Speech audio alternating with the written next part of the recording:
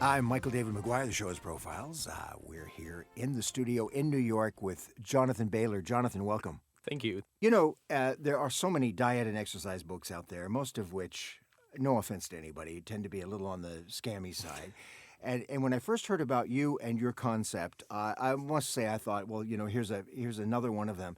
But as I get behind the science of losing weight, what you have to say makes a great deal of sense.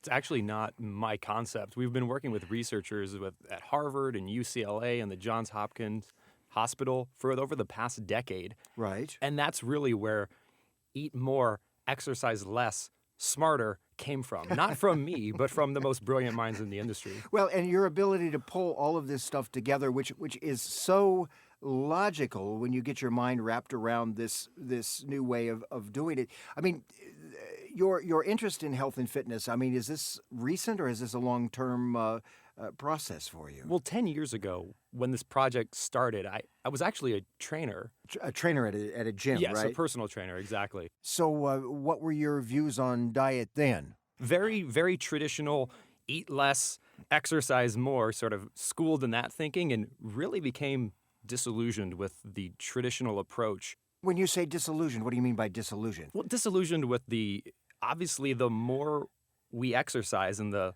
less we eat, the bigger their market is for things to help us do those very unnatural things. Well, and also it's been proven that this business of eating less and exercising more, which of course the food industry and the gym industry puts on us, actually may be part of the obesity problem. Absolutely. Just let's focus on exercising more for a second, because it's the most obvious one. In the 50s, right, aerobics, the concept, didn't even exist. It wasn't until 1968 that the term aerobic exercise even became a concept. Now, obesity didn't even start to become a problem in this country until the late 70s. How can too little of something we didn't do any of before the problem be the cause of the problem? And you know, that was one of the concepts in your book that really twisted my head around. And you point this out so well, that when people weren't worried about diet in the 50s, diet as in dieting, and weren't, when there wasn't a gym on every corner, we did not have an obesity problem in the country. Well, and call me crazy, but the idea that starvation is a desirable thing for us to pursue seems like a pretty new concept to me. Well, you know, and when you say eat more, and I'm sure that there's someone listening right now that is thinking potato chips, baked potatoes, and cookies, and that's of course not what you mean, is it? And that's the smarter aspect of eat more. It's not eat more dumber. it's eat more smarter. And that's where we get into the book of the talk of high quality food. Eat more high quality food. And another concept that I think I already knew, but you put it in my mind in a different light, is how we look at starch and sugars. I mean, that really is one of the enemies in diet, is it not? Well, it's, starch and sugars are a great source of energy. But for most of us today, we're not short on energy. We don't need more energy. We need more nutrition. And if you look at the science, the problem with starch and sweeteners is that they're just very low in nutrition compared to the amount of calories they provide. You know, one of the things when I've talked with docs and health professionals over the years, that others have pointed out to me that the box of Frosted Flakes, you are really not paying for the Frosted Flakes, you're paying for the box that it comes in. Oh, absolutely. The more any food is processed, the higher the profit margin. Yeah, well, and that people will give this to their kids. You know, another story I'll share with you, a personal story, is I will go home and be with my family. It'll be a family gathering, and in my own family, they're giving the children Kool-Aid. I'm sorry, I don't mean to laugh, and I don't mean to mention a brand name, by the way.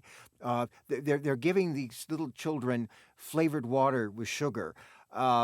I mean, which makes it sound really that's what it is. That's absolutely what it is. You know, something else, by the way, our guest is Jonathan Bailor. The book is The Smarter Science of Slim.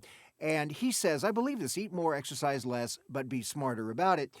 In your book, there was a chart that I saw, and I'm struggling right now on the exact order, but it was like a better version of the food pyramid, but your chart wasn't really a pyramid, it was just bars, and at the top was vegetables, right? At the top? Absolutely, yes. Yeah, and then below that was actually meats burritos, I hope, are in there somewhere.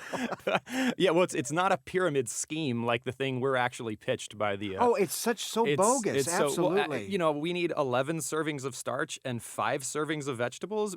We need to eat twice as much starch as vegetables. That just doesn't make sense to me. Well, you know, before we have to take a break, though, quickly run me through it. It's vegetables are the number one So it's thing. non-starchy vegetables first, and then it's lean meats and fish, and then you're looking at fruits and nuts and seeds. Then dairy and legumes, and then really cutting out as much as possible the starches and sweeteners. But you're not saying no dairy, are you? Absolutely not saying no dairy. It's just something that we're kind of on track with that, so we don't really need to think about it. The key thing is to eat more vegetables, nuts, seeds, lean meat, fish, all that kind of good stuff. I can certainly live with that. Well, friends, our guest this show is Jonathan Bailor. His book is The Smarter Science of Slim.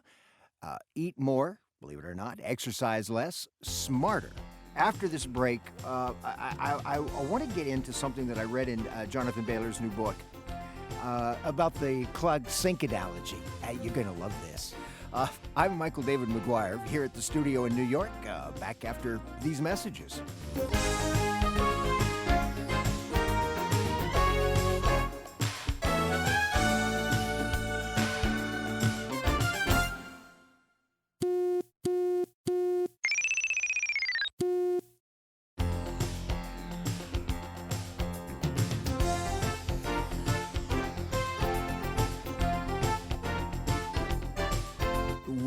Back. I'm Michael David McGuire. The show is Profiles, and live in the studio here in New York right now, Jonathan Bailor. And we're talking about his new book, The Smarter Science of Slim.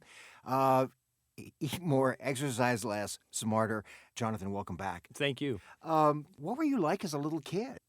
I was pretty goofy. What do you mean by goofy? You know, I was probably a little bit obnoxious. I was obsessed with Superman, so I would run around in a Superman costume all the time, even to church. My parents would have to basically force me out of the Superman costume. Sometimes I even wore it under my Sunday clothes. Really? Yes. Have you ever told that on the radio before? I have not, but there's plenty of childhood photos to back it up. That's for sure. But you were lucky to have folks that would, let you do that. Absolutely. Now, had you outgrown that by the time you were 18 or 19? Well, I think it was 16 or 17. It started to become a little awkward wearing that to high school. But, you know, it made me who I am today. So, but, you know, when you got onto the research on diet and exercise, how old were you when you started that? That would be my early 20s. That's getting going pretty young. You know, Jonathan, there's so much good stuff in your book, but the one that I don't know, that I myself really liked was the clogged sink analogy. As I remember it, you said that if you have a sink and it's clogged, it doesn't matter whether you put in a lot of water or a little bit of water, that sink will eventually overflow. And the analogy is, of course, fat in the body, correct? That's exactly right. And so the idea is if we are not eating the right foods, sugars and starch, right? Those are the bad guys. Those are the worst offenders, yes. Yeah, okay. So if we're eating the worst offenders, sugar and starch, that clogs up the body, and then if we try to lose calories by not eating, then our body thinks we're starving, so we put on more fat. That's exactly right, Michael. The thing people need to remember is that simply creating the need to burn fat, starving ourselves, doesn't mean our body will burn fat.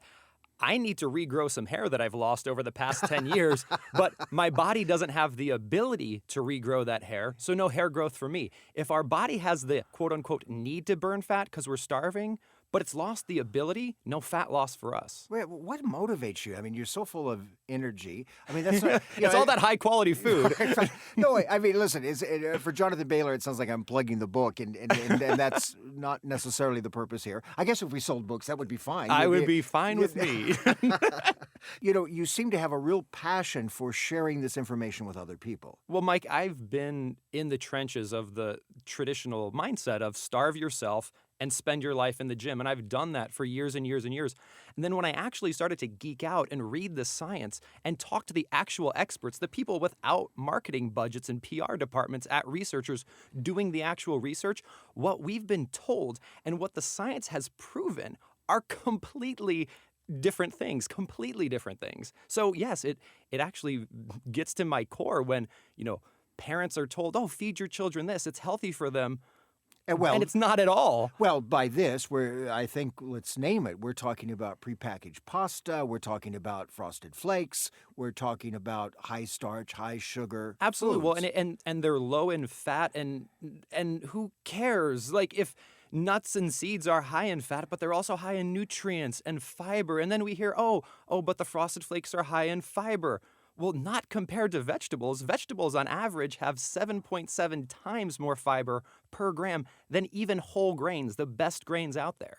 Well, and the enemy is not necessarily fat. It's the quality of the food that's going in your body. Absolutely. Studies show that fat is actually very much correlated with satiety and food satisfying us. So if we try to cut out fat from our diet, studies show we'll actually end up eating way more calories because we'll never get satisfied with the food we're eating.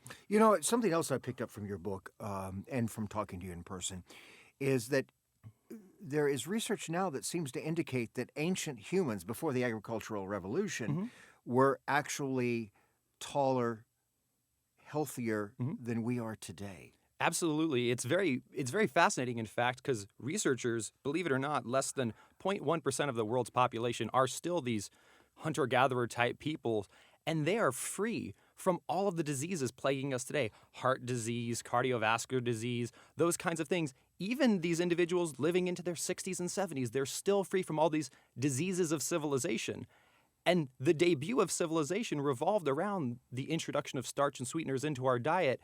And if we get rid of those foods of civilization, the diseases of civilization, surprisingly enough, also go away. The show profiles our guest is Jonathan Bailor. Fascinating book, Smarter Science of Slim.